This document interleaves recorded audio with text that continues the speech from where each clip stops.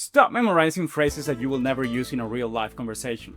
The reason you feel stuck is not because you're stupid, it's because you're learning Spanish in the wrong way. Hello, I'm Carlos, headmaster and creator of the Spanish Boss, and in less than 20 minutes, I'm gonna show you how the whole logic of this language works and using only one verb. And no worries, this is not a boring grammar class that you will never use. This is a shortcut you can use to start saying your own phrases in Spanish right away. And yep, you heard that correctly. After just this video, you have to be able to start putting together your own phrases in Spanish. So, vamos a darle. So before starting, it is very important to keep in mind that everything that we explain in this video, it must be crystal clear if you guys want to get to speak Spanish, right? So if you guys have any question about this thing, just let me know in the comments, right? So with that being said, vamos a darle. So before continuing with this, we need to have a few concepts clear, right? First concept we need to have clear is just what is a verb, right? So a verb is just an action, okay? So in Spanish, we'll have two different types of verbs, okay? So we have something that we call verbs in the natural form, and we will have verbs in the personal form. What's the difference? Well, let me show you. A verb in the natural form, it is just a verb in the way that you guys can find it in a dictionary, right? Like in English, every single verb in the natural form, it will start with the word to. For example, I can say work, to walk, to eat, to drink, or to live. If you guys pay attention, all these verbs, they start with the word to. And this is how we identify verbs in their natural form in English, okay? The thing is, in Spanish, we also have an equivalent for these verbs in their natural form. In Spanish, we're going to identify that a verb is in their natural form, but not because of the beginning of the verb, right? But because of its ending. So, for example, in Spanish, every single verb in their natural form it will end in AR, ER, or IR, okay? So, for example, in Spanish, if I say to work, I would say just trabajar, okay? And if you see this one ends in AR, that means it is natural form. That's it. In this case, to walk, in Spanish we say just caminar, right? So if you see one more time ends in AR, it means it is natural form. That's it. Now, to eat, in Spanish we say comer. In this case, this verb ends in ER, it means it's natural form, okay? Or for example, to drink, that will be beber. One more time ends in ER, it's natural form. Or at the end, we will have to live. That in Spanish, we say just vivir, right? And if you see ends in IR, it means it's natural form. So, to sum it up, we have verbs in the natural form and verbs in the personal form. Verbs in the natural form, they're just the way that we find it in a dictionary. And in English, all of them, they start with to.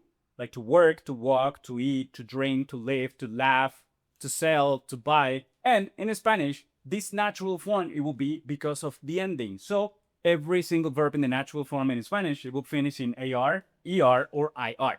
That's it. But let me just put it here. So to sum it up, so far we have verbs in the natural form, right? So we had English and Spanish.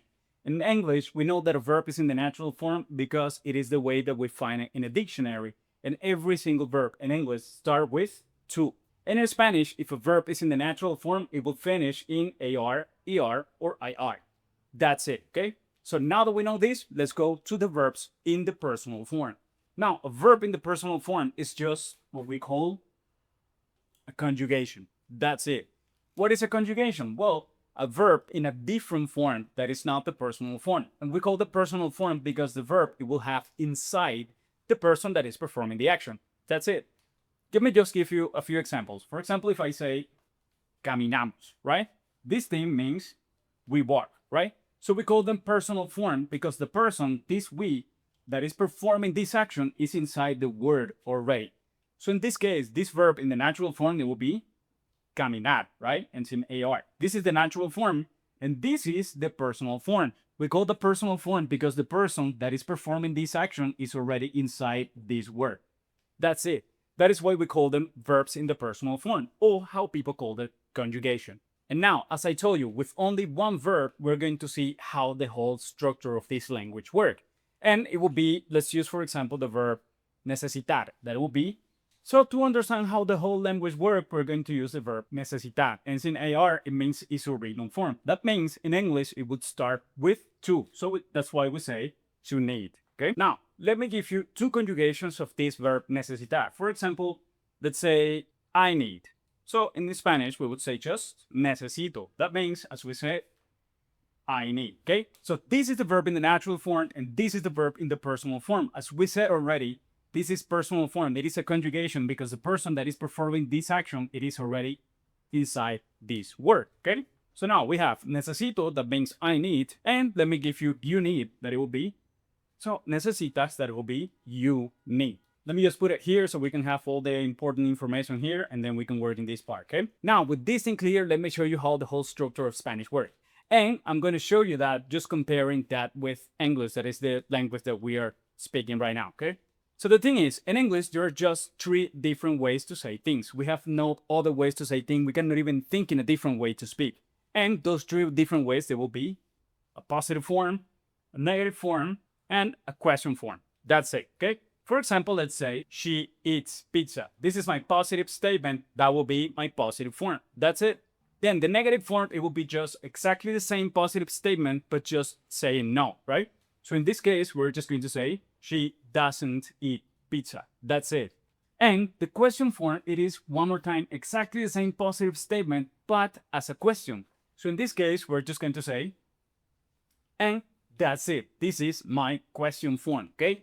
The good thing is that in Spanish, we also have exactly the same 3 different ways. And the good thing is that we don't really need to learn all these 3 different ways. Like we don't need to learn positive, negative, and question form, because question form depends on the positive form, and negative form also depends on the positive form.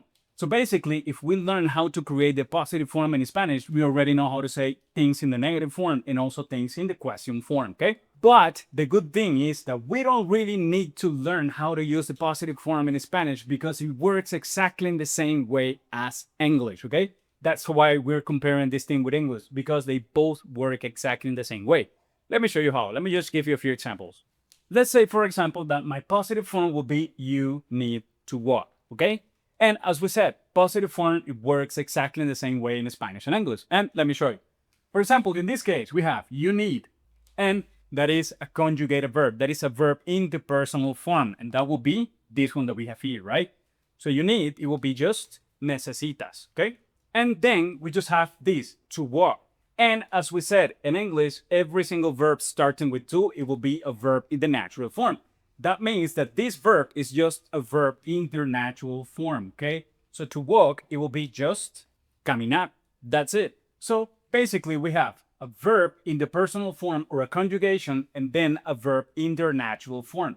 How do we know it's natural form? Because it starts with to in English. That means in Spanish, it has to be also in their natural form, okay? So if you see personal form, like conjugation, conjugation, natural form, natural form. That's why I say that Spanish and English in positive form, they both work exactly the same way. What do we need to learn? Well, we need to learn the conjugations, and we need to learn basically the verbs in their natural form. Let me just give you 5 verbs in natural form so we can do a few examples, okay?